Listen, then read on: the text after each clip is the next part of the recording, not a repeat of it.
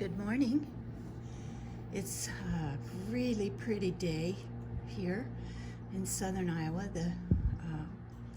This is October 15th, I think, and we're getting all our crops out now, so the fields are looking pretty bare, but gosh, it's such a pretty time of year. And I start thinking about, usually in October, sometimes earlier, but I start thinking about different projects that I want to do during the winter. And COVID has not really made a big difference to me because I am not a go out and run around kind of a person anyway. I really like being at home. I enjoy my own company, although I do have quite a few friends and we do get together. But I start thinking about this time of year about just settling in for the winter. It's a great feeling to me. I might be working on Christmas projects, or I usually try to start some new cross stitch or other kinds of needlework projects that I like to do, that I can sit kind of blanketed in to work on during the winter. And I've been having a ton of fun making these little project bags. And these have been around for a while. I did see some different styles, different shapes, different sizes on Lori Holt's YouTube channel. And also I've been kind of searching YouTube, and I have found many different tutorials on making these little project bags. So I kind of tweaked mine a little bit. You know that I'm rogue and do everything just a little bit differently. And so I wanted to share with you all how to make some project bags. Now you can put hand quilting in this, you can put your makeup in this, you can put toiletries, you could make it masculine and make it for a man who travels a lot. You could put his ties or something in here. There's just all kinds of different uses for these things. So here are a few that I have already made, and these are all one size, but you can make them any size you want. And the one we're going to make in the tutorial today is going to be bigger than these. So I'm going to show you how to do your measurements, and you don't have to buy a pattern for this. I'm going to show you everything you need to know. So you can make these in any size you want. And I'll give you the links for the zippers and even fabric if you want it. This is a perfect opportunity to try out different feet on your Bernina or your machine, whatever you have. And even free motion quilting would be fun. You could use your BSR and learn to use your BSR. I hope you can see this. I've done, like, here's a straight line and here's a decorative stitch, straight line, decorative stitch, just kind of, and here's my Serpentine Stitch, which I use a lot. This is in your quilting folder, quilting stitch folder. I hope you can see it. But they're all about an inch apart. I didn't quilt them very heavily because I kind of wanted to get them done, because they're fun and I couldn't wait to get on to the next one. So, and here's the backs. The backs have the quilting, you quilt the back side, you know, you quilt the interior and the back together. And, whoops, sorry. So they all, here's the little, what's fun about some of these, this fabric, I found zippers that had star zipper pulls on them. And the fabric I used on the back has some little stars in the corner. It's on each one. Anyway, totally fun to make these, and they go together really quick. I can make 4 of them in an afternoon, and that's in between playing with the dog and eating and talking to the husband, and so they go together pretty fast. But this is what I'm going to do with mine. I have my cross stitch projects in here, and you'll see they seem kind of, these are not interfaced. They seem a little bit floppity, But when you get your project in there, look, they're not floppity anymore, and they're not very heavy, and they work just perfect. So this is a cross stitch I'm going to do this winter. This is a little, a long, narrow piece, and it's called Snapperville. And here's the stockyard, the barnyard, homestead, pumpkin farm, and this goes in little squares across a long piece of linen, which I have in here. I have everything I need to do this. I got to put my needle in here. I don't have my needle in here yet, but I've pulled all my floss and I've got it all together. So now if I wanted to, I could work on this in the car. I can do it when I'm sitting here in the evenings or afternoons. And same with this one. It's another little project. I only usually do 2 cross stitch projects a winter. This is called Neighborhood Row, and it's the alphabet. Got some little Christmas trees and a house or 2, stars, moon. Pretty fun. It'll go fast. So I've got all my threads pulled for that. I've got my fabric for that in there. So now I can just put these by my chair. And when you know, if you have several projects you're working on, you can put these in one of those little totes and stand them all up. You can put, if you make larger ones, you can put them in the back. Just fun. Okay, let's start talking about fabrics. Mine are nothing but cottons. I have a piece of Fusable Fleece that I used for batting, and that is the only stabilizer really that's in these. And when I pick fabrics, I like to do as many colors as I can, so I do 3.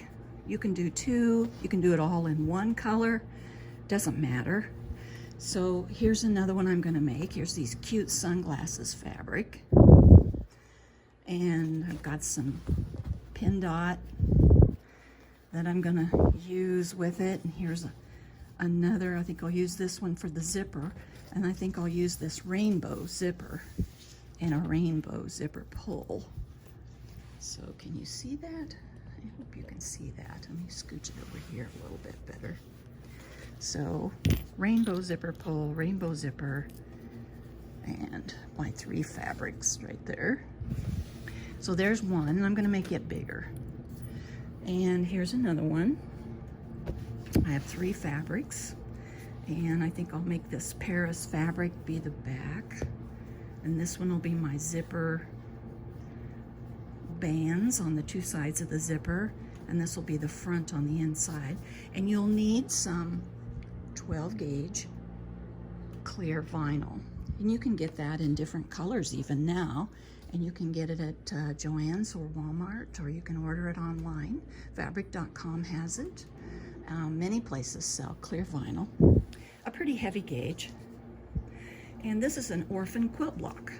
So guess what this is going to become? It's going to become a square one, and I'm going to add a band at the top of it so that my zipper is up here, and so when I'm looking at it I can see my whole quilt block. And that's going to be a little project bag. So I have quite a few orphan quilt blocks, and I thought, okay, I'll figure out how to do that. So, and I think I'll use this peachy colored zipper with this one. And I get my zippers from a couple of different places, and I always use zipper tape. It's zipper by the yard. I don't buy zippers anymore that are small and sized. I just buy zipper tape. And I get it from My Handmade Space. That's a shop on Etsy.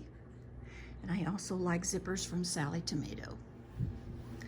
Okay, well, we've talked a little bit about fabrics and what we're gonna need, so let's cut one out.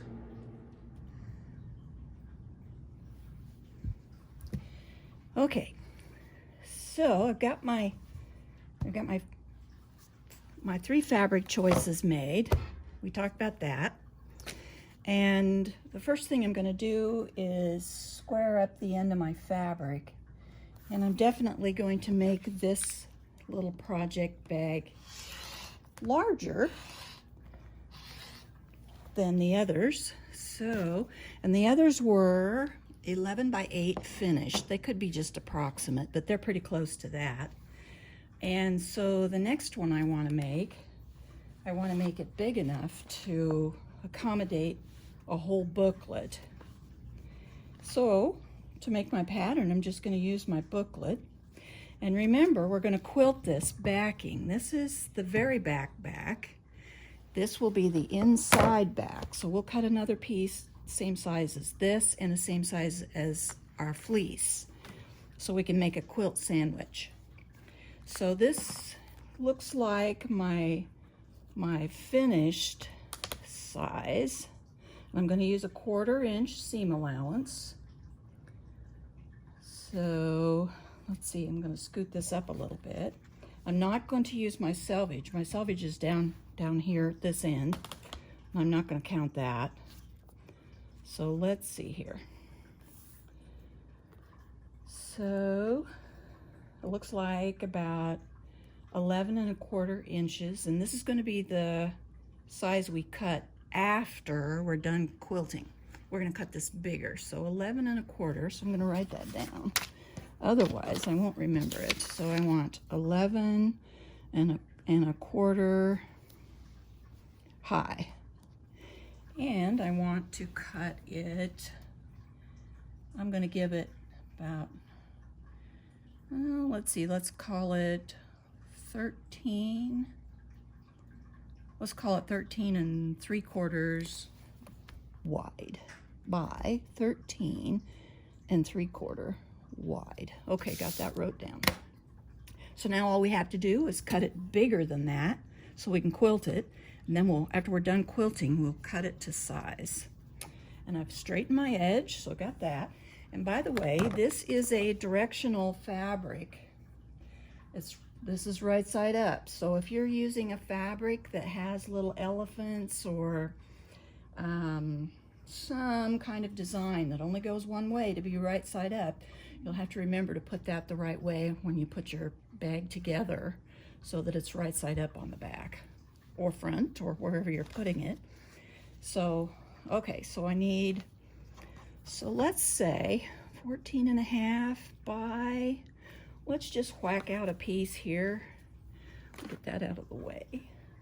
And let's do, I'm going to use the markings on my mat and get squared up here. There we go. So what did I say I wanted? Okay, this is the short side. That's 11 1/4 after quilting. So let's cut it 13 inches. 2, 3, 4, 5, 6, 7, 8, 9, 10, 11, 12, 13. It's going to go on line 12. So we're going to cut this, and I'm not going to cut my fabric all the way across because I want to use some of this fabric to make a bag. So I'm gonna, this is my fold, and this is my selvage edge down at this end. So I'm only gonna cut over, let's see, 15 inches maybe. Let me turn my ruler around. So I'm gonna cut over 15 inches. So you see, you can, if you have something special, like a pair of pinking shears or something like that you want just a specific size little pouch for, just lay it on your fabric and take a ruler, measure it out, and you'll be all set. So I'm just going to go over here to the end of this, and then after this, to cut out my fleece and to cut out my other piece for the front, I can just use one of these. We're going to cut out enough to make 2 pouches. So here's 2 backs right here. So let's put this away. So we're done with it.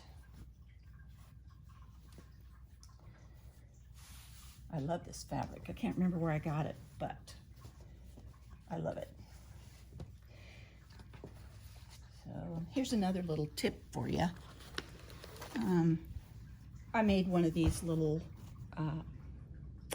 journal covers. This is an In the Hoop project, and I keep all my information in here.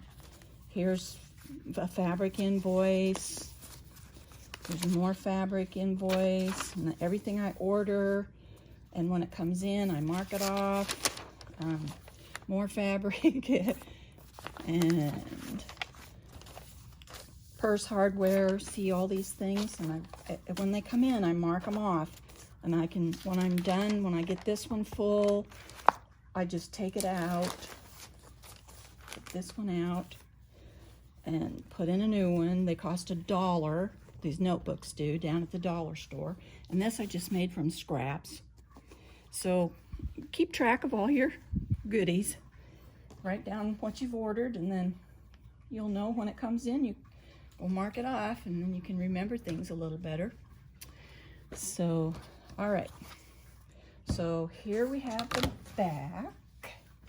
So let's get the front out, and we'll square it up.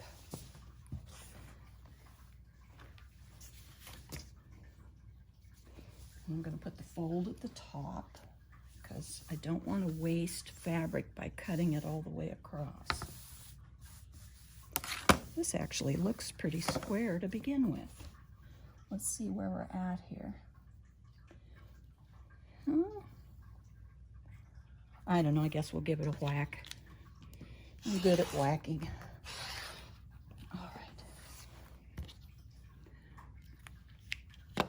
And I'm going to put our 2 pieces here on here. And pretty soon we're going to press these, and we're going to press them using a little bit of starch.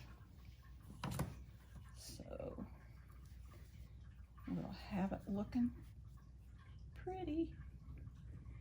And if they're not the exact same size, it doesn't matter, because we're going to cut these down after we get them quilted anyway. So it isn't a big deal. We just want them close. There we go. So now we have 2 backs, 2 inside fronts. So it goes pretty fast, doesn't it? All right, we'll put this over to the side. And now let's cut out our fusible fleece. We need 2 pieces of fusible fleece, 1 for each of the 2 bags that we just cut out. Let's see if this will fit on here. Wouldn't it be nice? Oh, it will. And this is folded over, so it's doubled. Let me see if I better line that up. It looks like it's, okay. So, look at that. Worked out great. Let's make sure, yep, we're lined up. Okay, so I'm just gonna whack this one. I see it's a little bigger here anyway. Alrighty, there's our fusible fleece. And since I'm using zipper tape, we're going to be able to determine the length we need for our zipper tape once we get our bag most of the way together. So, but we do need to cut out the zipper sides. I don't know whether we should call them bands or sides or what. And once again, I have a fabric that is directional. All this writing is from left to right and not upside down. So we'll have to remember to put these together the right way when we do our zipper so that it looks pretty.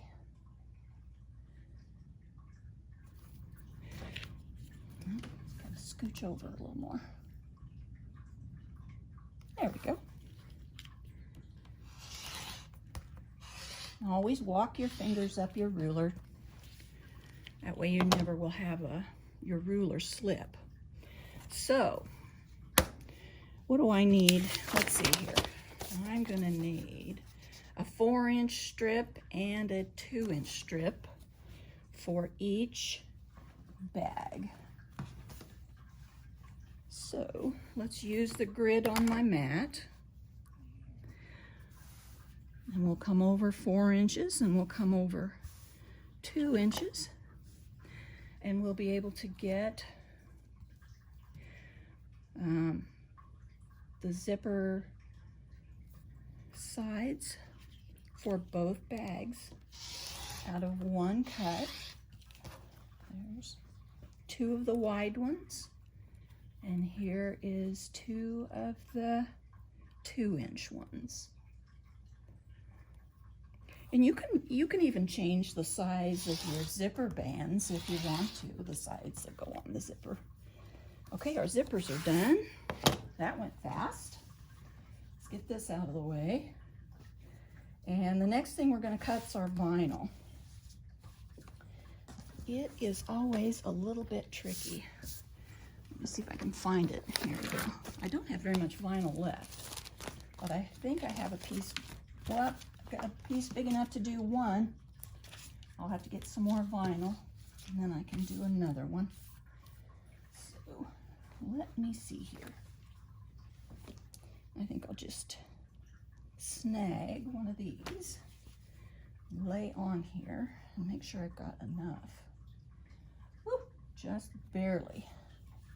Just barely. Okay, so it looks like, and I'm not going to cut my vinyl to size until I get all my quilting done, because it's going to be the size that my little quilted part of my bag is going to be after I quilt it and trim it. So I'm just kind of rough cutting my vinyl. But there we go, we're all cut out. Now let's go press and we can get started sewing.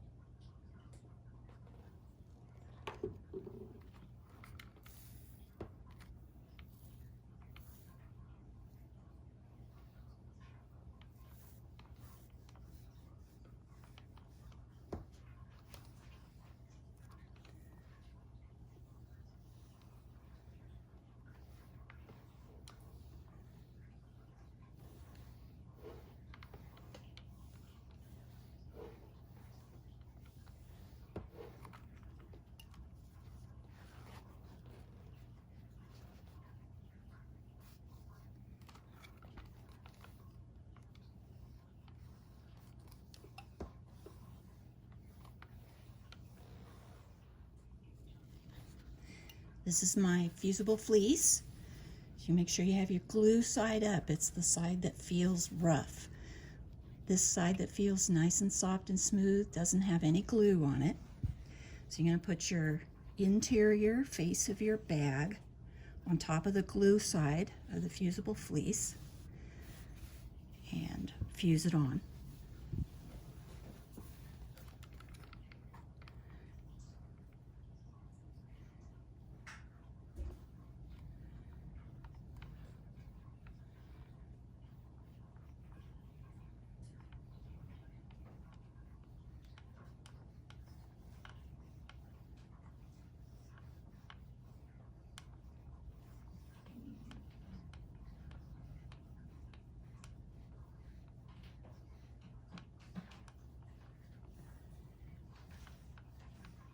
Anytime I'm fusing anything, I try to never let my iron touch any of the glue, and I always keep my iron moving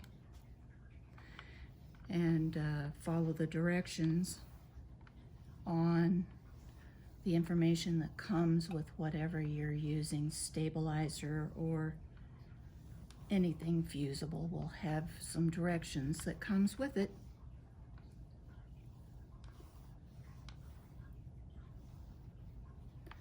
And I don't ever fuse right on the fleece.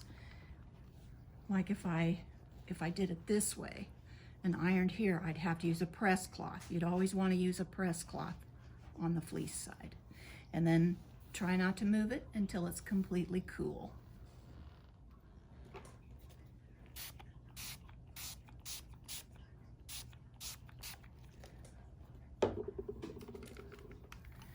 This is our 2-inch top zipper band or zipper side. This will go on the top, and we are going to press this in half. So it looks like this. And remember, we've got this is a directional fabric, so I'll have to make sure that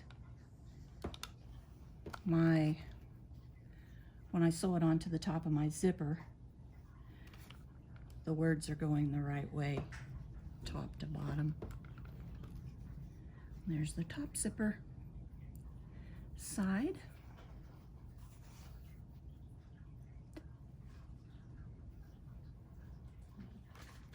This is the lower side of the zipper straps or bands that go along the zipper. These are our 4-inch wide pieces.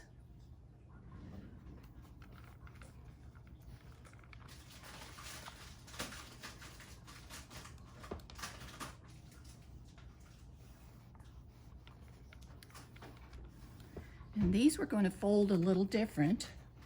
We're going to fold this in half.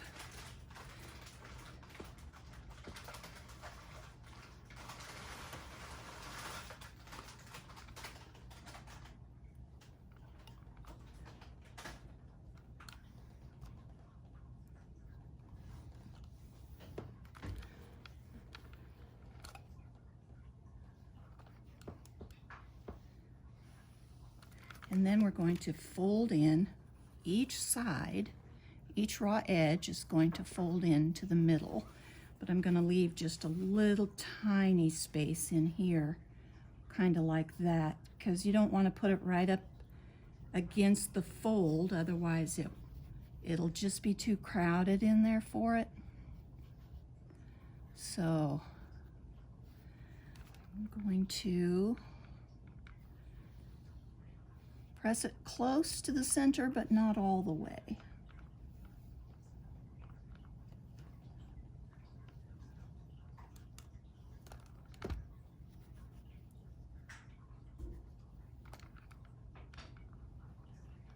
And I'm going to do the same thing with the other side. And this is going to encase the top of the vinyl. We'll put our vinyl in this fold, and it'll hold it at the top when we stitch it onto the zipper, and top stitch along the edge of it You'll see when we get there. So this is our 4-inch piece of our lower zipper strap, and now we'll fold them back together, give them one last good press, and we're about ready to start our quilting.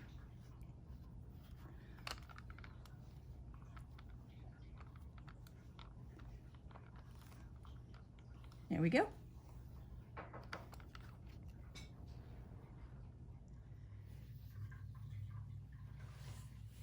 Well, we got all our pressing done, and I've got my fusible fleece on here.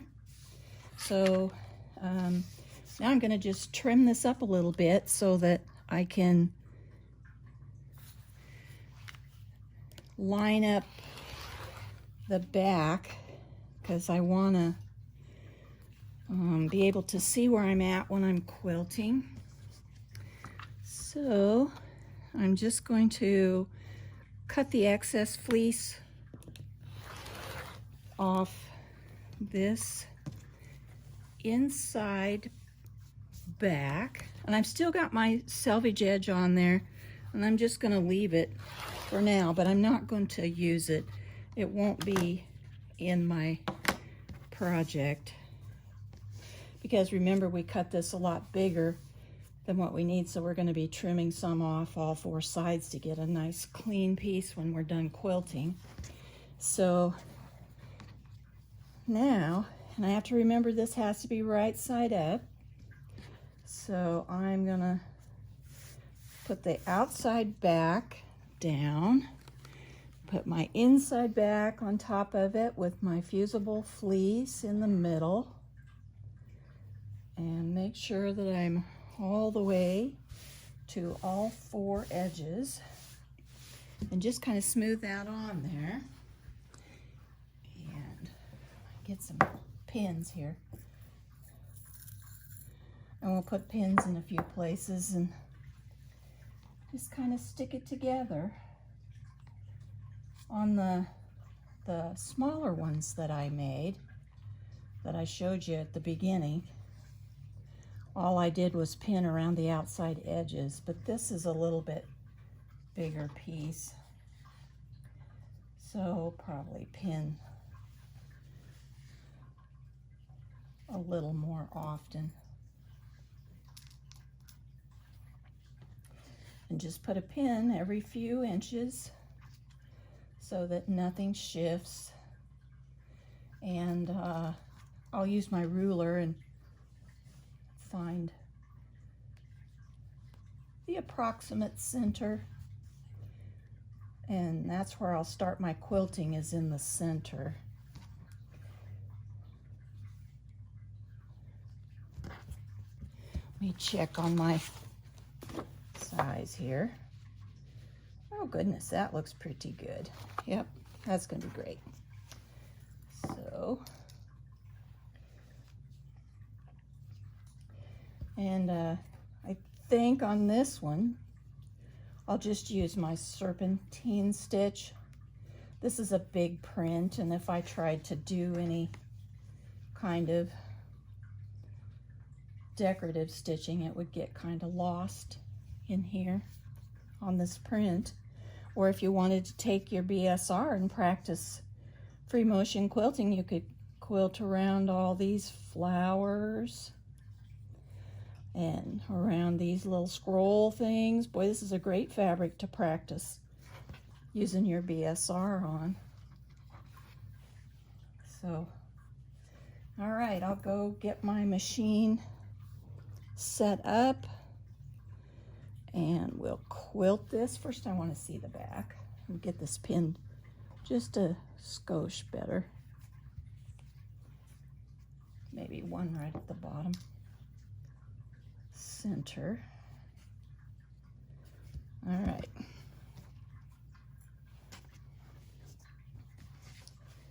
So that looks pretty good. Nice and flat. I like it. Okay. I'll go get my machine set up and we'll start quilting this. So just getting started here, I've cleaned my machine and I've oiled, and I have a new needle, and I need to fill my bobbin. So I thought I've done this on videos for you before, but I'll just go ahead and fill my bobbin here so you can see it again. And when we fill a bobbin, you always want to have your foam pad on. The spool should not turn very much, if at all, and have an appropriate sized spool cap on. And you're going to come under that first thread guide, make sure it's good and in there, and follow the arrow, and we'll go around. And when you get up here to your bobbin, you'll go around 5 or 6 times, and there's a little thread cutter behind the bobbin engage button, and you can cut your thread and engage the bobbin, and it will start to fill. And you'll be able to see it fill nice, even, smooth. It's filling straight up and down. I'm filling it at about 44% speed. I never fill my bobbins very fast. It's not a good idea to ever put anything through this much tension fast. So, and that's a good rule of thumb to remember when you are doing machine embroidery also. So I'll go ahead and put my bobbin in and slide under and up through the little pigtail and slip that in here and cut my thread, and I'm good to go. Okay, so I've found the center of my piece of fabric, and I'm going to quilt this with the back down and the inside front up, just like you would if you were quilting a quilt on the top side. So this little white-headed pin here is my center, and I want to use my Serpentine stitch, and it is number 13.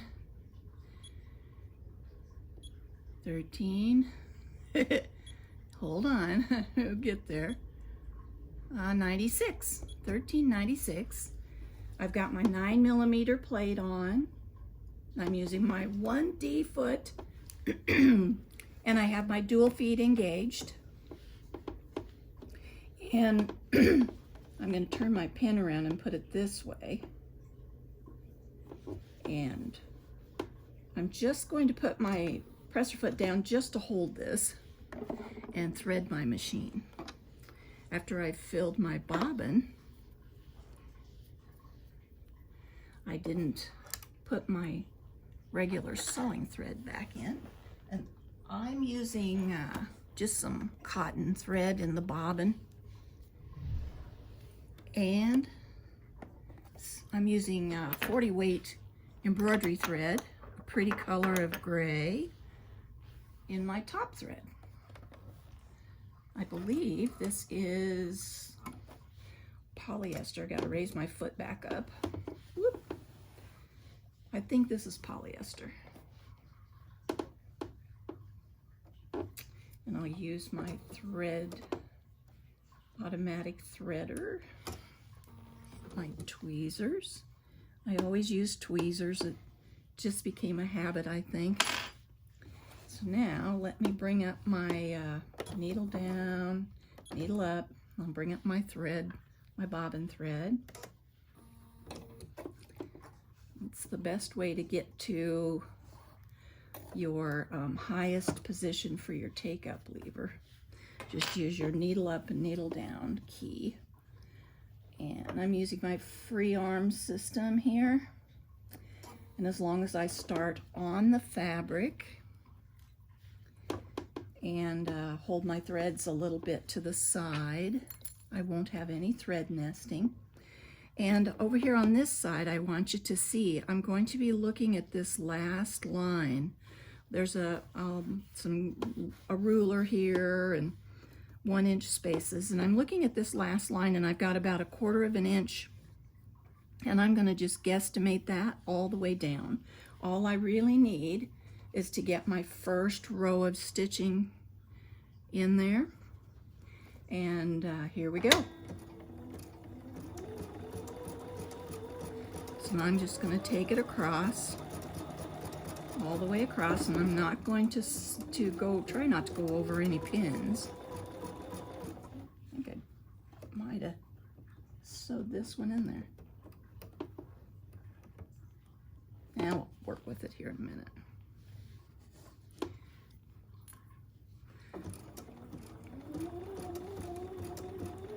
And you can see my serpentine stitch is going the whole 9mm width of my foot and throat plate.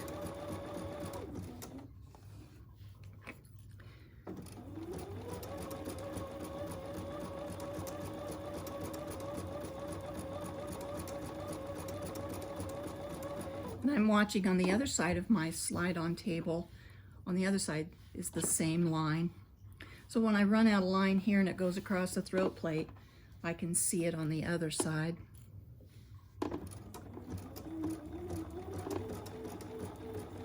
And there's our first line of stitching.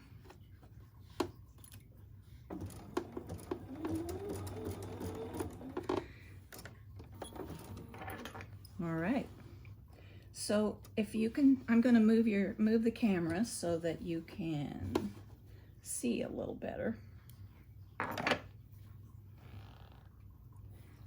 Let me turn you off, and then I'll turn you back on. Okay, I'm ready to do my second row. This is my guide that I have in here. You'll see these little screws on the back of almost all your feet, and you can put this little guide in and out. It's just slides in, and you can put it here for 2 inches, here for 2.5, here for, you know, 1 inch. I have mine at 1 inch, and I'm going to bump up against just the top of each of these little hills. The serpentine stitch does hills and valleys, and I'm going to stay over on the edge by the hills. So I'm going to get on my fabric and run my guide right along my first line of stitching here and go down another row. And I'll just guide it along that. And I don't need to use the guides on my slide-on table anymore, because now I'm going to use my first row of stitching.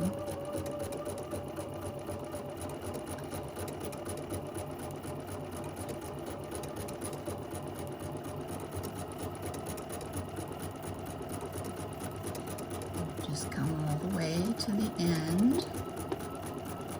And I'm not going to back stitch at all because I'm going to trim this anyway.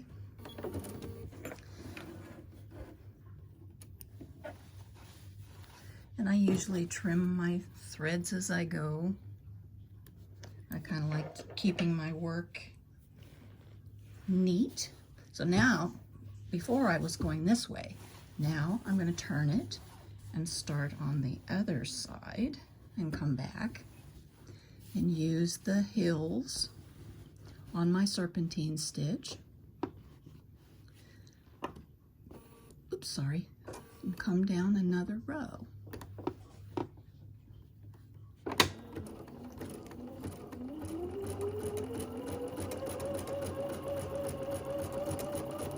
And I'll do this every other row. I'll switch directions until I get out to the end on both ends. And I'm watching carefully that I don't get any warps or bubbles in my fabric.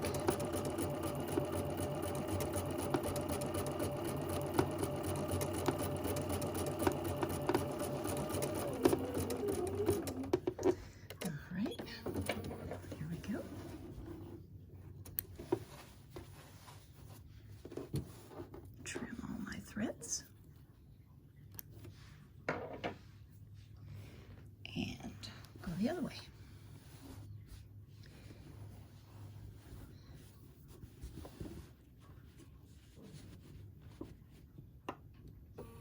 And I'm not getting any thread nesting on the back because I'm holding my threads just very gently, and I'm starting on the fabric.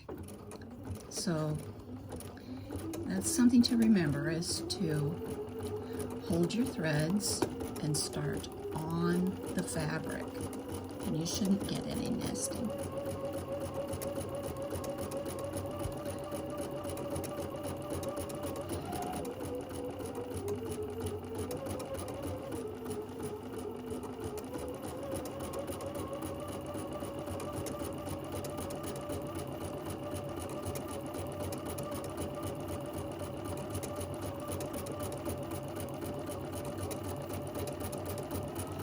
Making these little project pockets is so much fun. The quilting part is really fun, and it doesn't take very long at all, and it's just wonderful to just sit and stitch. All right, one more turn. I just keep turning, and I'll do this last row and on camera. Not the last row, but the last row on camera. And then I'll finish this up, and the next thing we're going to work on is our zipper. So we'll have our zipper all ready to go.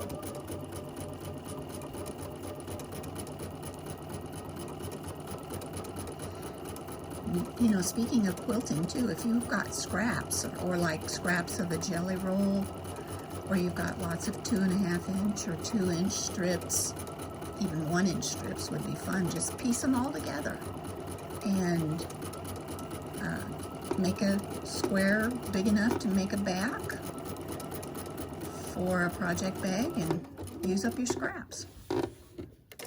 That'd be cute. I'm using some orphan blocks, but it doesn't mean that you couldn't make a block specifically to use for something like this. They'd be great Christmas gifts too. Okay, I said that would be my last row, but I'll do this one. You see how I'm almost to the edge already? It goes really fast.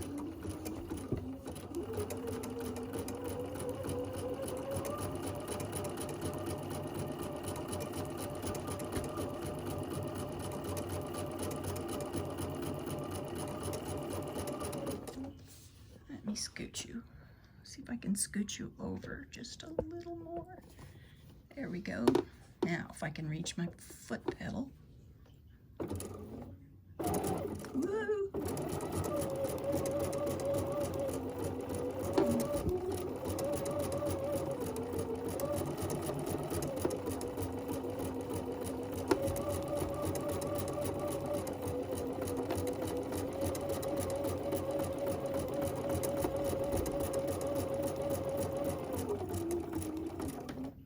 Okay, there we go. All right, I'll be back.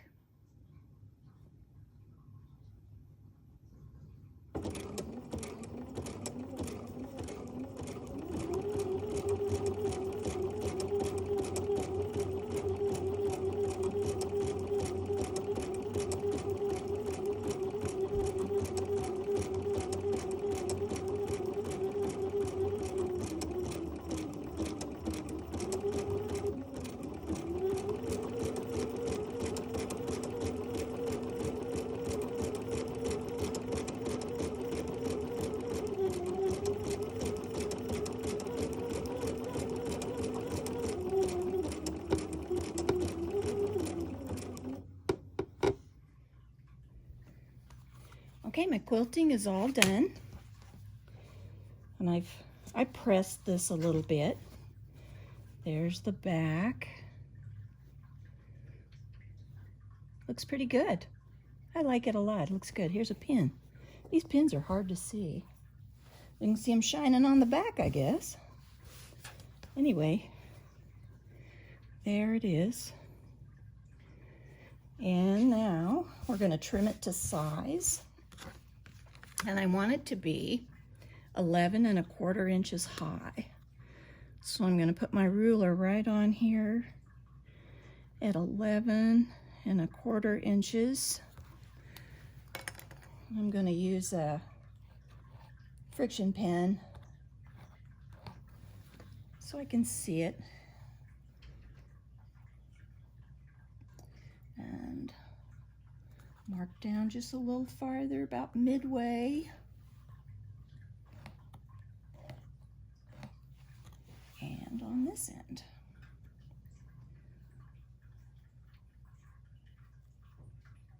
Let's see here. Okay. Okay. Now all I have to do is cut. And that will be my top to bottom measurement. Let's see, you know what? I better think about this a minute. We better come up a little bit. Let's come up ½ inch. Let's come up ½ inch, because what I wasn't thinking about is the back. It doesn't come all the way to the bottom, so I need to cut my square out more inside instead of using a straight edge to go by. So I'm going to come up ½ inch. I think I can do that and get along good. All right, that looks better. Okay. Now I have a straight edge to start with. So now I'll do my 11¼ again, and it'll be right this time, and I won't have any mess up. But if you do have a mess up, it's not a big deal. It'll be just fine.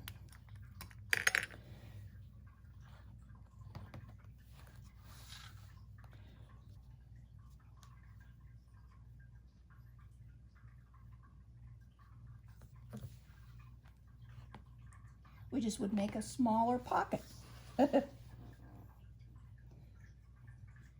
You see, there's a way to not waste anything. All right, so now we're going to have it the right way.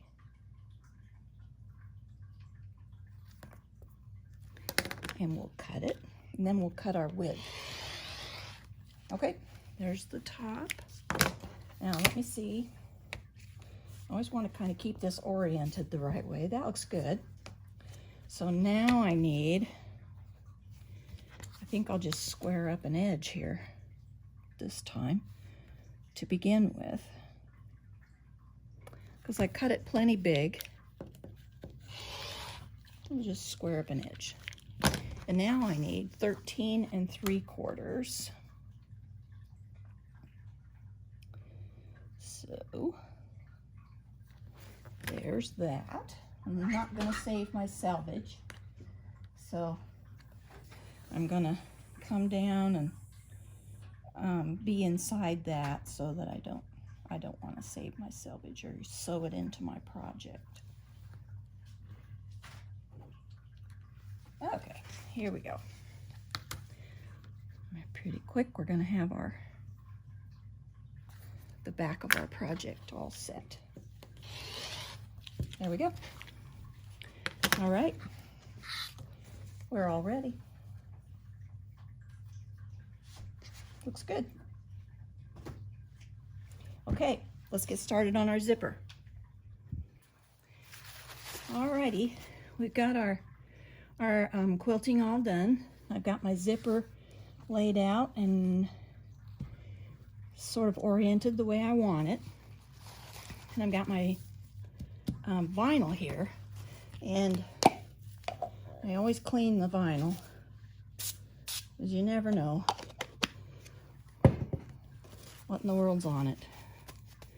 So I clean the vinyl, and I just use a paper towel and some glass cleaner. It's kind of mild stuff. And I did press my vinyl. I turned the heat down a lot on my iron, and I put it on my wool pressing pad and the vinyl, and then I put a press cloth over it and just lightly press this with my iron with the press cloth and very, very, very light heat. So if you get a piece of vinyl and it's kinked up or didn't come on a roll, or maybe you bought a remnant, something like that, if you use a press cloth and you're really careful, you can straighten it out, but you have to be real careful. Don't ever let your iron touch it. So, all right, now let's see. We need a really straight edge. And I just whacked this out. So I'm going to straighten an edge on my vinyl. And you probably can't see this, but I can. So I'm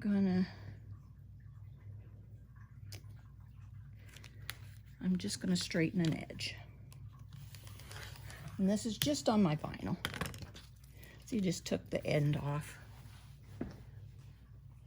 So now that I have a straight edge, I'm going to take my bottom zipper band, and remember how we had this all folded nice and pretty to the center, and this is longer than it needs to be, so don't worry about that. It's a lot longer than it needs to be.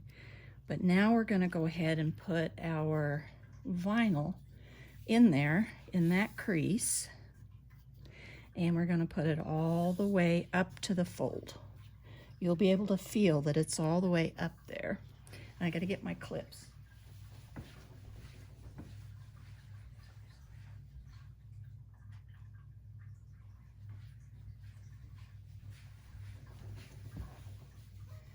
All right. And I'm going to clip this in place.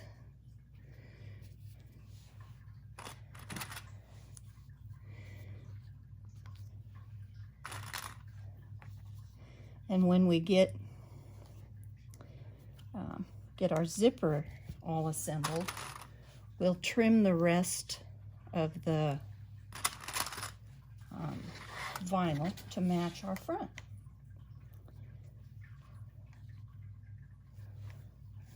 Okay, so now I'm going to take this to the machine, and I'm going to top stitch along this bottom edge and close the vinyl in.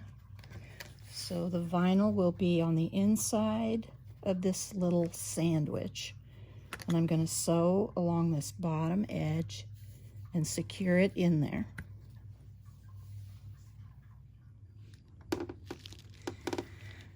Okay, I'm ready to start top stitching the bottom edge of my zipper band, my lower zipper band, and I've got my vinyl here. And so that this vinyl doesn't stick to the bed of my machine, which it will, I have just a piece of tissue paper, just scrap tissue paper, underneath it, between the vinyl and the bed of my machine. And I'm using my 34D foot, and I've got my dual feet engaged, and I can kind of feel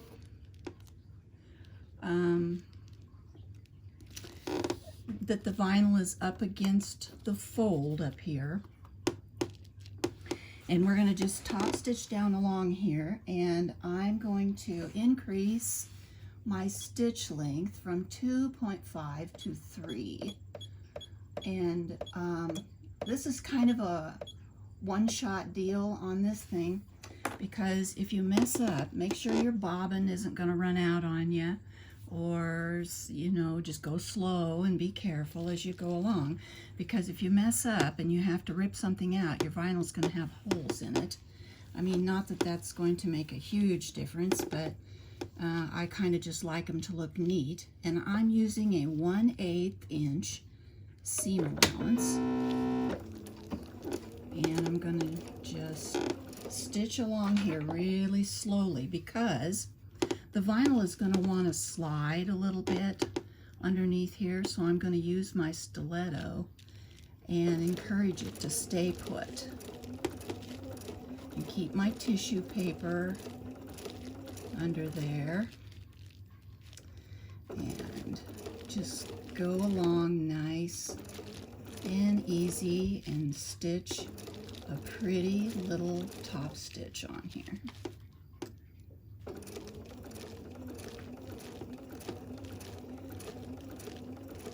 If you wanted to, and I have done this, you can put a little tiny piece here and there of double stick tape between the vinyl and your zipper band, and that'll keep the vinyl from creeping a little bit, but this works real good too, and I don't have to worry about accidentally sewing over some of the double stick tape and having to stop and clean my needle, which isn't a big deal either, but it's just something that takes time. And let's say you were making some of these little bags to offer at a craft show, your booth maybe at a craft show, or maybe you've got an Etsy shop, and your time is pretty valuable when you're doing this to help with your family income. So we're just about to the end, and the next thing we're going to do is attach our zipper, and we are going to use some double stick tape for that, but I'm going to show you how to do it so that your needle never touches it. And if you would happen to have sewn through some of your tissue paper, it just tears off really easy. Okay, so we've made it to the end. Let's see where we're at here. I used gray thread, the same gray thread that I used for my quilting, and it looks pretty good. And this is the only time you'll need to use the tissue paper, so you can put that back away. Let me trim my threads here, and there we go. Nice and pretty, all in place perfectly. Okay, on to our zipper. I'm going to take my clips off. We don't need those now. And remember not to pin through your vinyl. Always use the clips. And now I'm ready to put my zipper together. So this is my top band, and this is my lower band with my vinyl attached now. And my zipper's going to go right here in the middle. So I'm going to attach my zipper pull. Remember I said that I always buy zipper tape. It's much more affordable.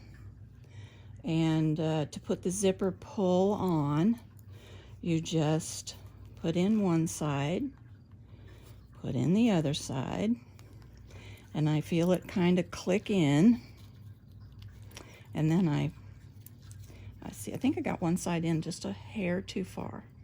Let's try this.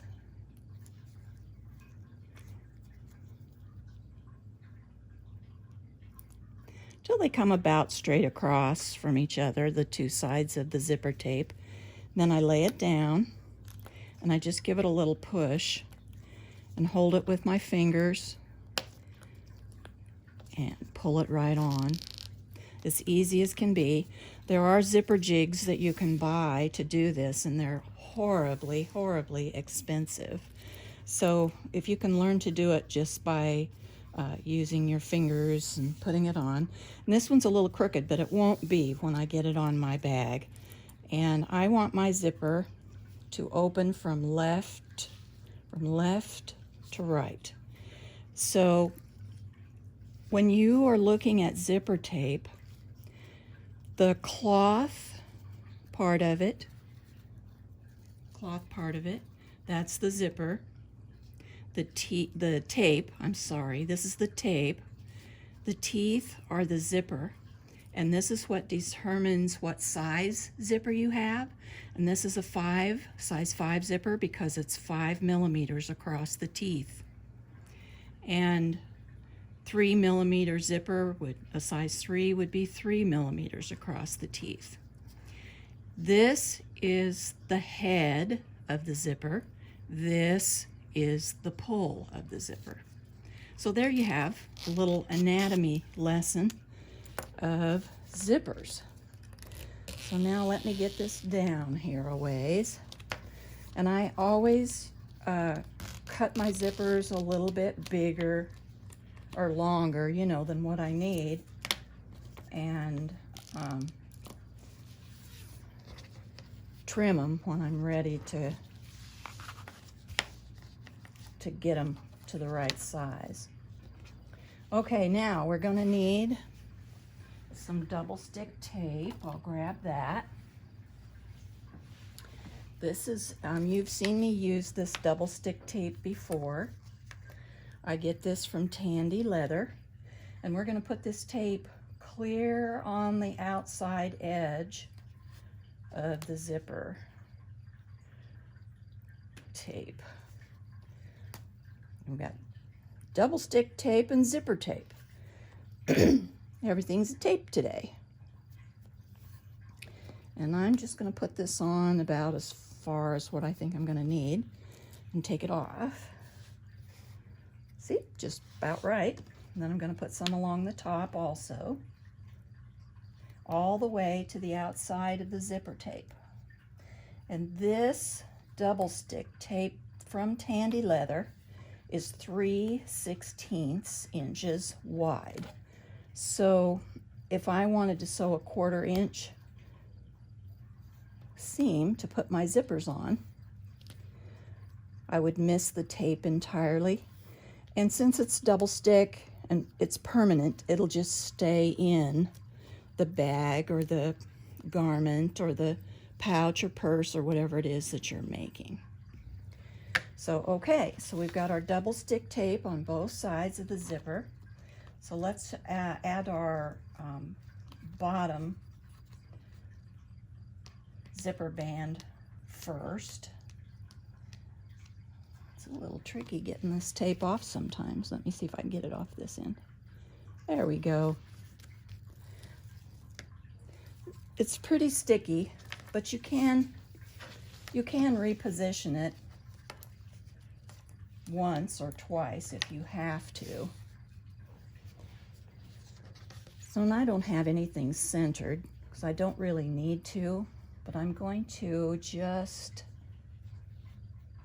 kind of eyeball so that I've got a little color, a little bit of color of my zipper tape showing. Oh, it might be, I don't know, a little bit more maybe than 1/8 of an inch.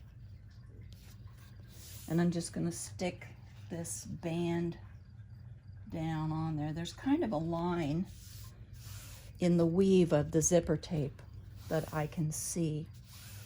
So now I didn't use any clips or any pins, and we're going to go to the sewing machine and we're going to top stitch this lower zipper band on at 1/8 inch. So I was editing the video, and I noticed that when I was showing you how to put the zipper pull on the zipper tape, you couldn't see anything. So I'm going to just add this quickie little insert into my video. And this is the same size zipper as I'm using in the video, so it's just a different color. But to attach the pull, you'll just put the zipper teeth in one side. Just gently hold it. Put the teeth in the other side and just kind of push them up. And then I put it down and give it a little push. And then I put my fingers on each side of the tape and pull it right on. So let's do it again. One more time. And you can see it one more time. So let's see here. I'm gonna square up I usually square up the end of my zipper just so I've got a nice end to work with. You'll open the teeth. Put the teeth in one side, maybe about halfway or so. It's a little bit tricky to, hold them in there. And then put the other side in and give the whole thing a push. Give it a little push. And then put your fingers on either side of the tape and hold it and pull the zipper pull right on. There you go. I'm going to pull my zipper pull back out of the way to get started. Get my threads around out of the way where I can get a hold of those. And I'm still using my 37D foot, and I'm going to do a 1/8 inch top stitch along here. And I'm still using a 3mm stitch length. I like a little bit longer stitch length for top stitching. That way, if you're not very good at it, it doesn't show quite as much. So I'll raise my foot and move my zipper pull on down. And don't worry if you pull your zipper pull off. You can put it back on real easy, just like I showed you.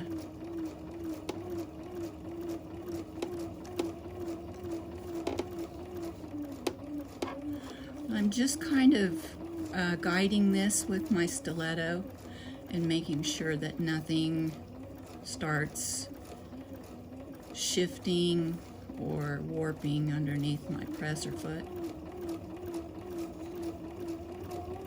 And I'm getting a really pretty top stitch on there.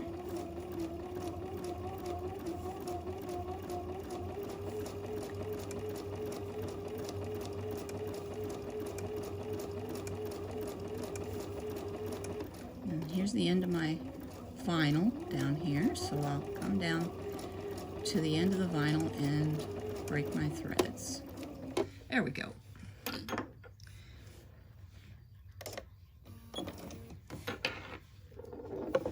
Whoop, I dropped my stiletto. All right, we're ready to add the top zipper band and trim things up to fit, and we're just about on the home stretch. Okay, so now I've kind of switched places with my top and the bottom. My vinyl's up on this side now, not down here, so that I can gauge the distance where I want to lay my top zipper band. And remember, when we pressed this and we folded it in half, my raw edges are toward me, or what would be the top if this were the right side up, and the folded edge is going to go in here against the zipper teeth, just like so. And I'm going to make sure I've got my selvage edge on here, but I'm going to make sure that I get that out of the, I don't want that in my bag, so I'm going to make sure I get that out of there. And I've paid attention to make sure that all my writing on this fabric goes the right direction. So what I've done is I took the paper backing off the double-sided tape, and I just sort of eyeballed putting the top zipper band on at about the same distance from the zipper teeth as I did the bottom band, and I've just got it smoothed on there. And now we'll go to the machine and we'll top stitch along this lower edge, and we'll attach the zipper band to the zipper tape.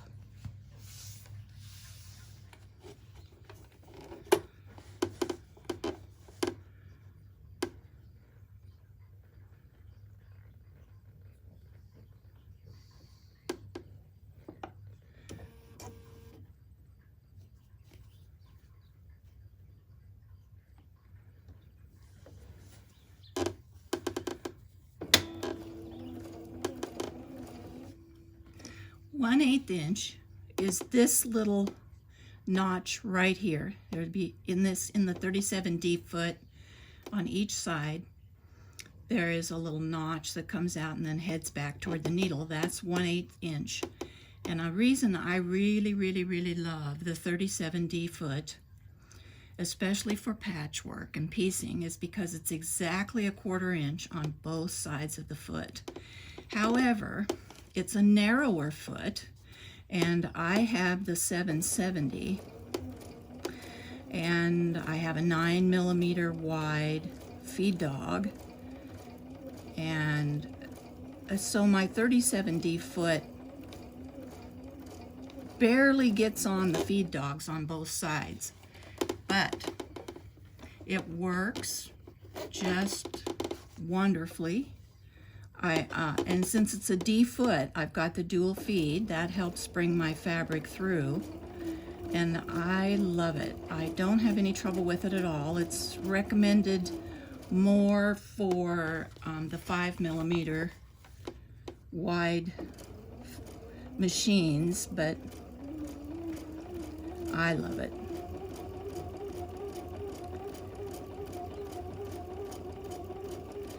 So I'm just going to go at 1/8 of an inch all the way down, top stitch this top zipper band on. And the next thing we're going to do is trim everything up and clip it, and we're going to work on our binding.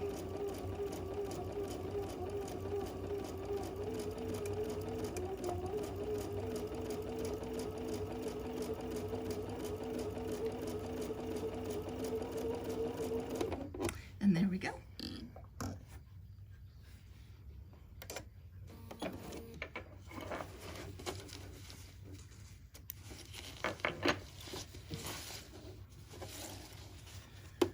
Really pretty. Looks nice. I'm liking it a lot. Okay. Okay. Let's bring our quilted back in, and now then let's clip this all across the top, and we'll start thinking about trimming this down.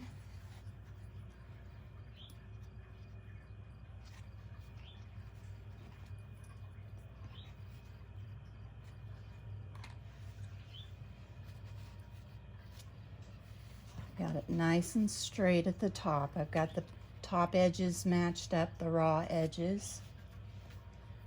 This is just turning out so cute. I like it. All right, so there we are. So now I'm going to want to pull my zipper pull back because we don't want to cut that off. So now let's go ahead and trim up everything. So over. Lay my ruler along the side here. And trim it top to bottom.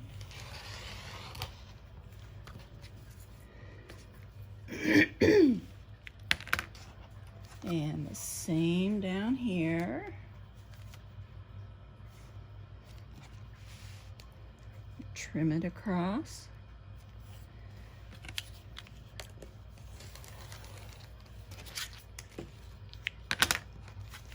And the same for this last side.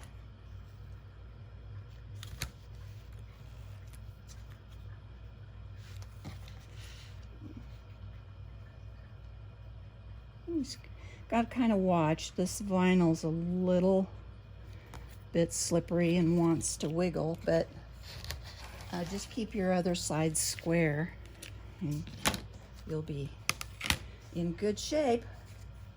All right, let's go ahead and clip this all the way around. And I don't know, I guess I don't think I've ever mentioned this before, but on these little clips, I don't know if you know this, but there are measurements on the bottoms of the clips. There's a 1/4 inch and a 1/2 inch measurement. And on the large quilt clips, I think there's even a 1 inch. I'm not sure though. I don't have I don't have any large clips. I just have the small ones. But you can see on the back of your clips, there's a measurement. So if you needed to, you could use that. Just put your clips on upside down and use that measurement. And now I like to put a clip right on both sides of these teeth to keep those little puppies in line.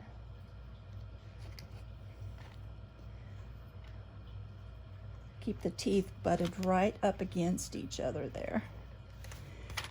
There we go. And see, everything's all nice and square. We're doing good. All that's left is to put our binding on. And there's probably quite a few different ways you could bind these edges. I'll show you the way I did my others that I showed you in the first of the video. There is one YouTube tutorial I watched where they cut the very back piece. I think it was an inch wider all the way around, and they folded it up and over and stitched it on the front. And I tried that one time, and it just seemed to me the binding was too thin, so I just cut it off and bound it the way I would a quilt. So we're gonna cut our binding out now. You can cut the binding out in the beginning along with the rest of your cutting pieces if you want to, but I've been waiting until time to put the binding on so that I could kind of see which one of the 3 fabrics I thought that I would like the most. This one, I don't think that one will work. This one's too big of a print, so we'll use this one. So we are going to need I believe we're going to need 53 inches or something, I figured, to go around this larger one. So I am going to just cut this across the width of the fabric, and your binding is going to be 2.5 inches. I got to turn it the other way. I'm right-handed, so I've got to turn it this way. So I think you can still see it. I'll scooch back over a little bit so you can still see it. There we go. So 2.5 inches.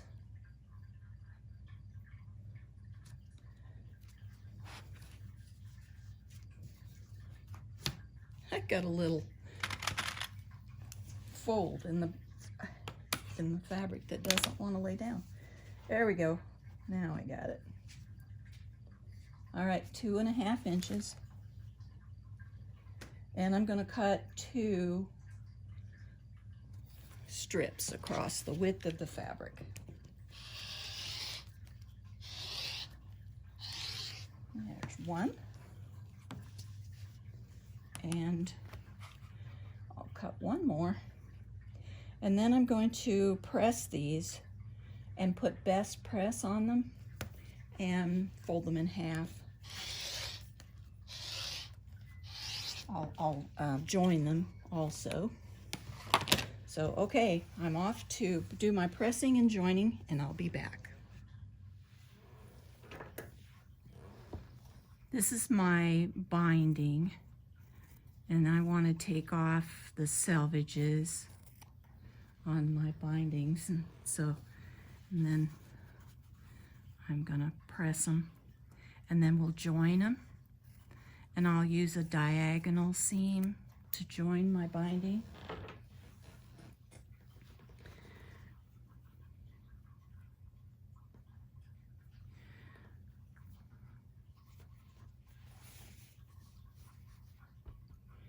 Use a little best press here.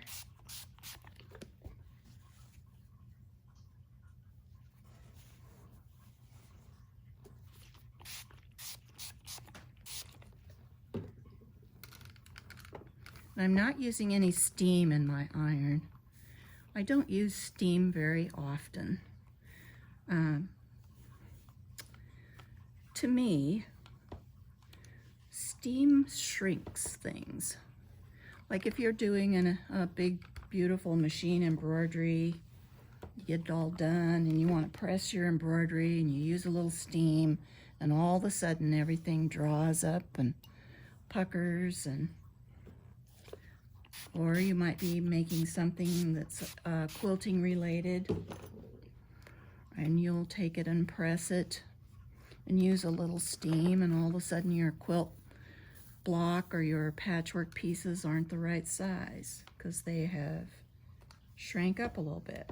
So if you're going to use steam for anything, use it on pre-washed fabrics. Then you'll be okay. There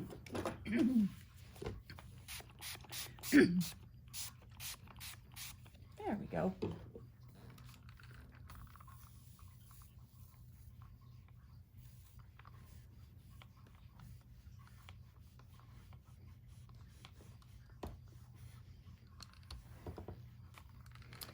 Now I'm going to join these, and I'm going to do it with a diagonal seam. So I'll do it like this. I'll let these hang over a little bit on each side, and I'm going to sew from this top corner down to this bottom corner, and when I do that, I'll have a really pretty seam that looks like this. Alrighty, got my seam sewn, I've got it pressed open. So now we're gonna go to the beginning and we're gonna fold this in half all the way down.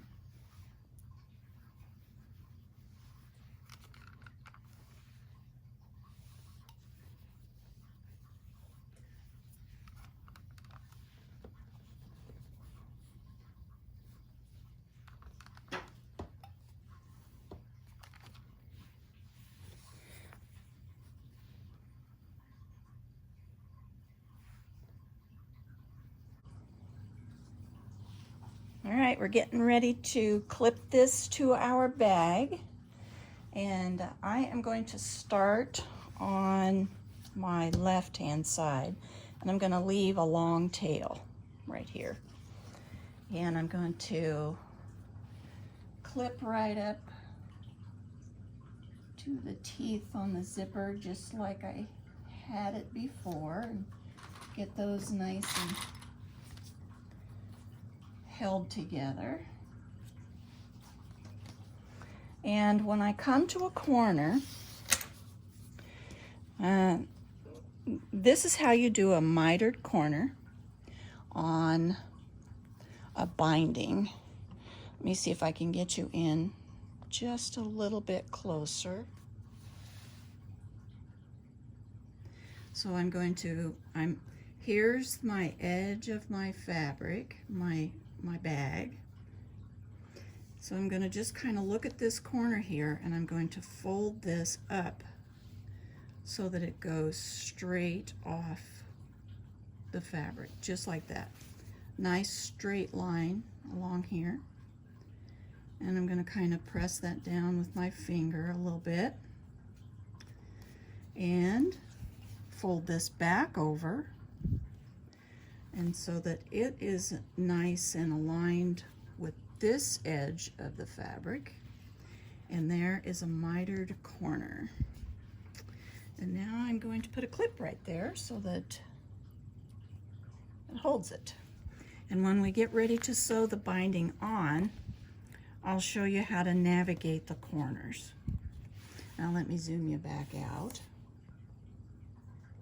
if I can. And we'll go ahead and we'll finish clipping.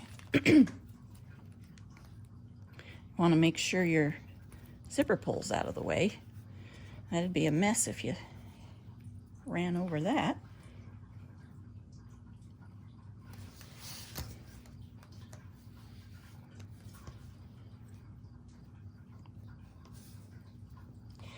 And when you're putting on binding, it's a good idea to stretch it just a little tiny bit, not much, but just stretch it just a little bit. Okay, we're back to another corner. So let's do our little trick again. I see the fabric coming this way, the edge of my project, and I'm going to just fold this back at a right angle until my binding comes off in a straight line, right in a straight line off my project, and finger press that down a little bit. And then I'm kind of holding it with this finger, and I'm going to fold it back over until it's nice and straight with this edge of the fabric, and clip it. And there is another mitered corner. So clip around again to the next one. And I'm kind of pushing this with my little finger on this hand a little bit to stretch my binding just a little bit. Not much. I just want to keep it's a little bit taut. Okay, next corner. Here we go.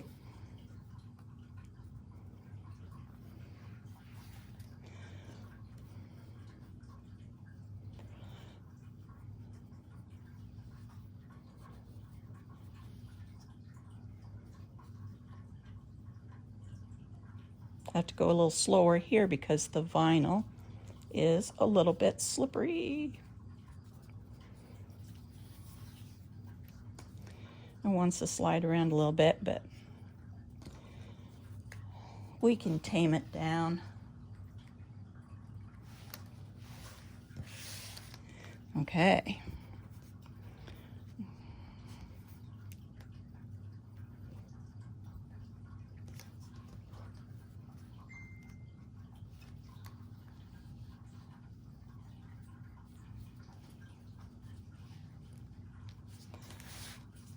Here we go, coming up on our last corner. And get that out of the way. And we're gonna fold this up.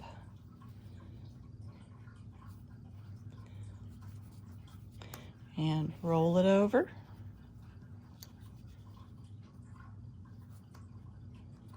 And clip it.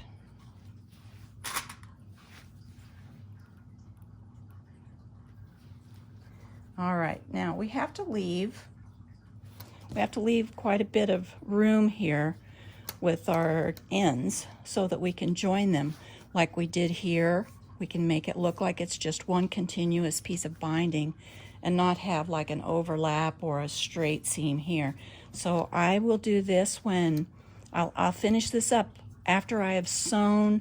I'll start here and sew around, and I'll stop about here, and then I'll join these, and then I'll finish it. So let's go to the machine, and I'll show you how to navigate these mitered corners. Okay, we're going to put on our binding. You can see I left a tail here. I started in quite a ways. In fact, I might even scooch up a little farther. And I'm using a 1/4 inch seam allowance. And I'm just going to start sewing, and I'm going to backstitch 1, and I'm going to come up to this corner, and this is how you're going to sew all your mitered corners that we did on this project.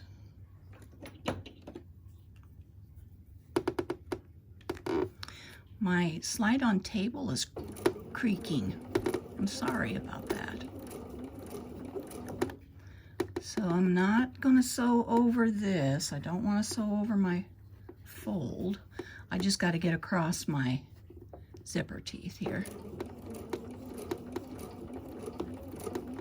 Now I'm going to take this clip out that's holding my fold that I made, and I'm just going to fold it down, and you can kind of see my crease across here where I finger pressed it. And right here on my presser foot is my 1/4 inch mark. So I'm gonna go till I see my 1/4 inch mark come right to the edge of my little project bag. And then I'm gonna stop and back stitch. Okay, we'll back stitch a little bit. And now we're gonna break our thread and fold our little fold back up.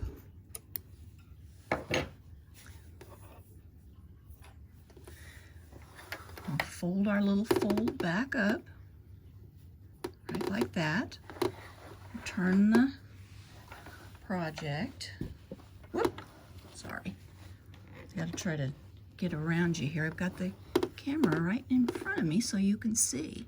All right, I'm going to start on the fabric, but not very far on. I'm going to get as close to the edge as I can. And now I'm going to just sew straight down to the next corner.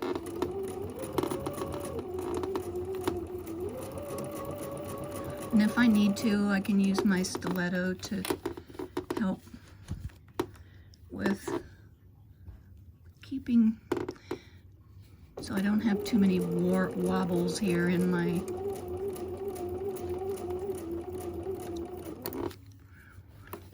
binding.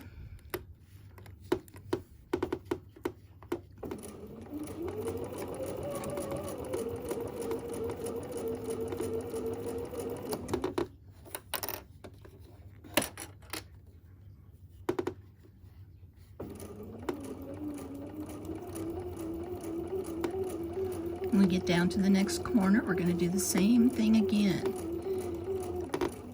We're going to come up to within 1/4 inch and I'll use the guide on my presser foot. This is my 37D foot. And I do have my dual feet engaged. Whenever you're using a D foot, you definitely want to have your dual feed down. Okay, I'm just about there. So I'm going to take out my clip, gently fold this down, look at my crease along here, and I'm going to come to my 1/4 inch mark on the edge of my project. Back stitch and break my threads.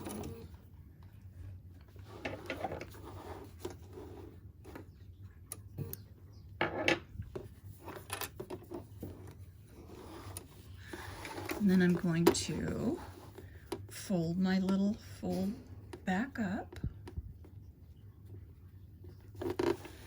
and turn my project. Start right on the edge and come down.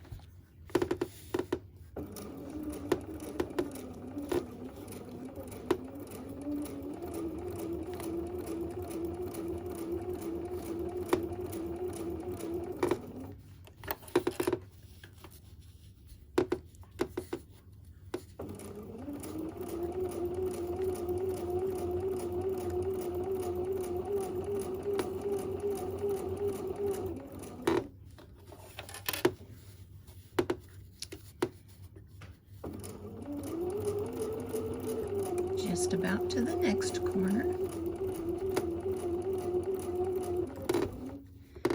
Take out my clip.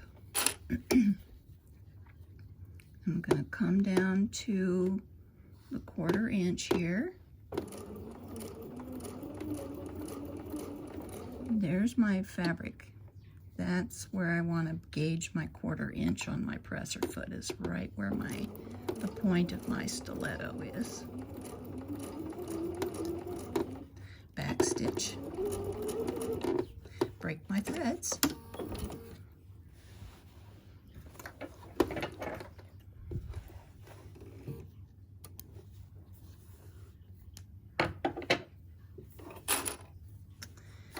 Fold my fold back up.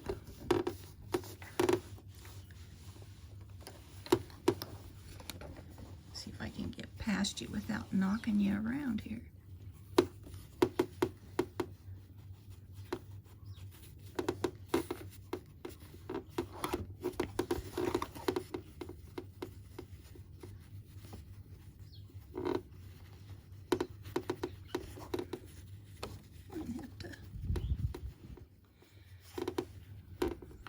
Fiddle with this one a little bit. It's not wanting to behave itself very good. Might have to. There we go, I think. All right, let's try that. I don't really like the way that looks. I guess it's okay.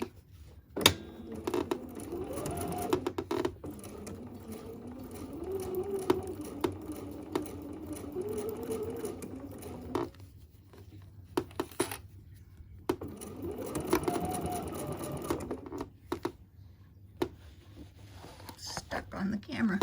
There we go. There we go.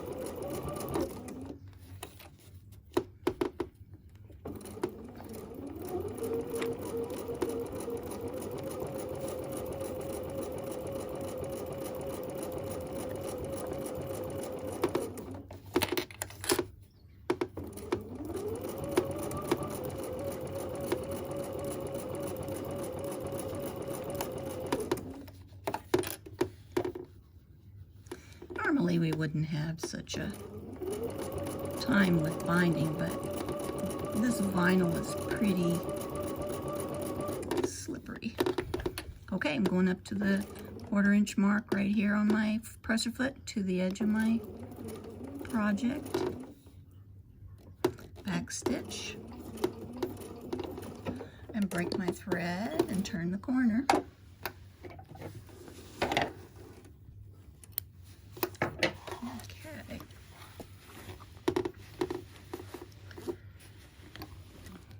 Down here.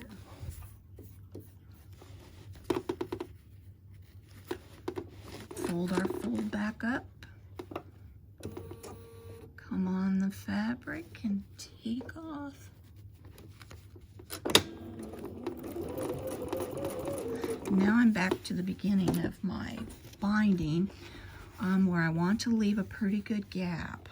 So I'm only going to sew to this clip, and then I'm going to stop and we're going to join our binding in a really pretty way. I'll back stitch and break my threads.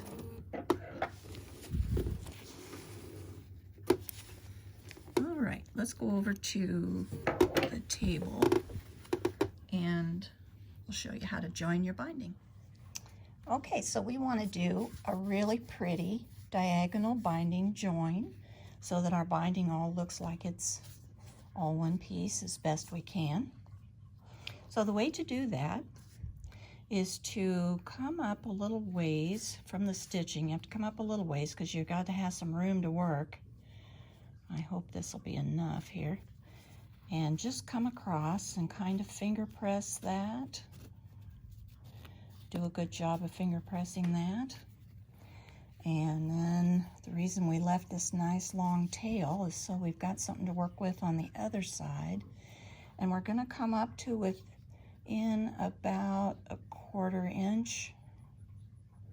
So right about there, we're going to have like a 1/4 inch gap in here. So here's like a little gap in here of a 1/4 inch. And we have finger pressed these really, really good. And there's numerous ways to do this, but this is how I learned it. I learned it from Liz Porter. She doesn't live very far from me. You might know her from Fons and Porter Quilting.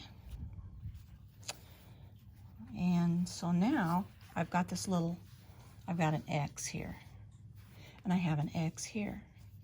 So now I'm going to match them up, wrong sides together, and you have to give yourself a little bit of room. So you've got to fold your quilt or your bag or your project or whatever you're binding. You have to fold that up a little bit. And you're going to match this X to this X. And put a pin. And we have to come across, let's see, what direction do we have to go? I have to go this way. I have to see here.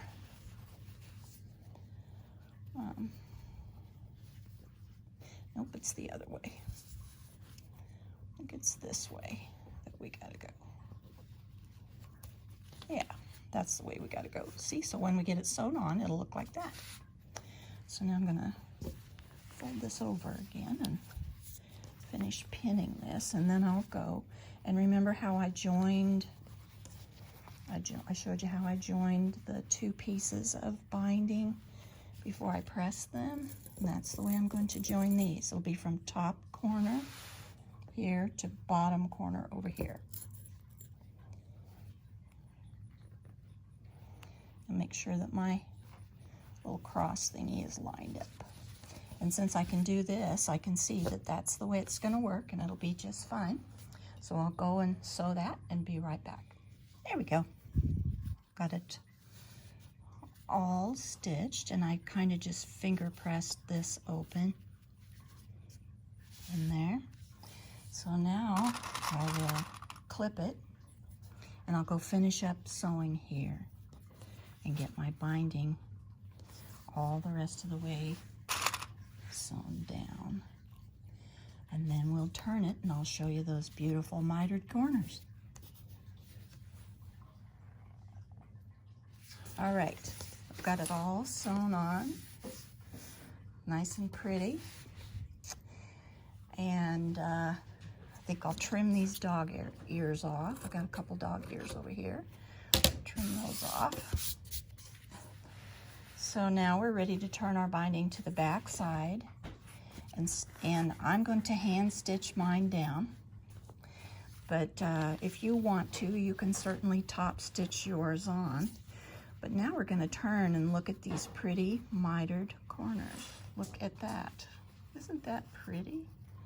It's a beautiful mitered corner.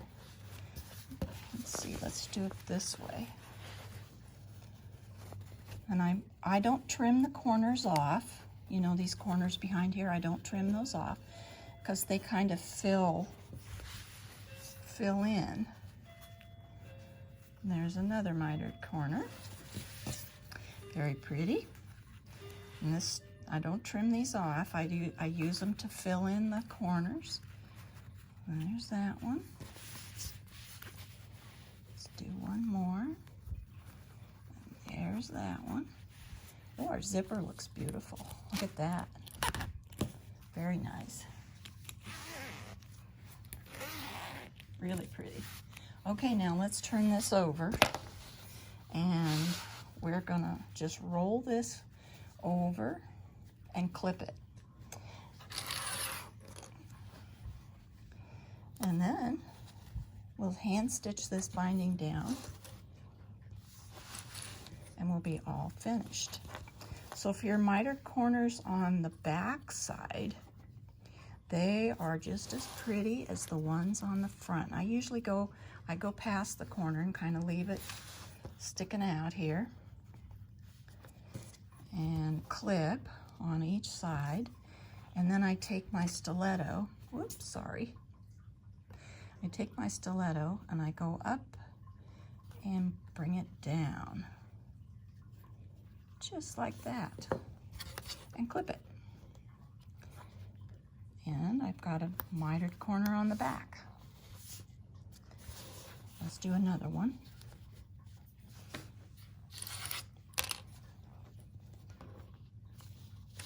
And when I'm clipping these, I don't put my clips too far in because on this side I don't want them to pinch into the vinyl. They leave a little mark. So I just put them on just enough to hold the binding down. I'm going to go past my corner, take my stiletto, press it in here just gently, and bring my mitered corner down, and there it is. Clip it. There's another mitered corner, and this is on the back side. So now you'll have beautiful mitered corners on the front and the back, and you've learned how to bind a quilt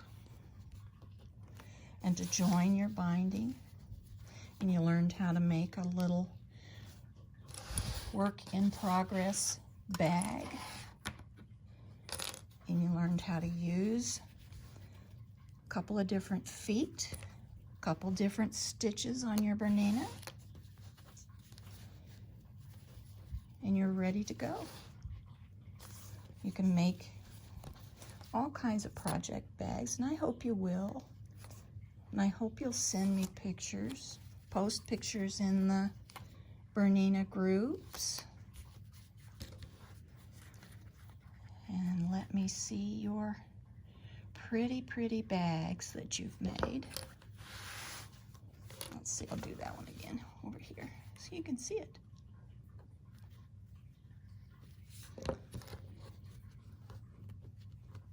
There we go. And one last corner, and we have got this done. And I have done hand sewing binding for you before in another video, a different video, so you're not going to want to sit and watch me hand sew this on again. But there is my back of my bag, and there's the front of my bag. All done, looking very pretty. I'll get this stitched on and get my project bag filled up with something to do this winter, and I'll be all set. Thank you for taking time to spend with me today. I hope you have a great week, and I wish you happy sewing.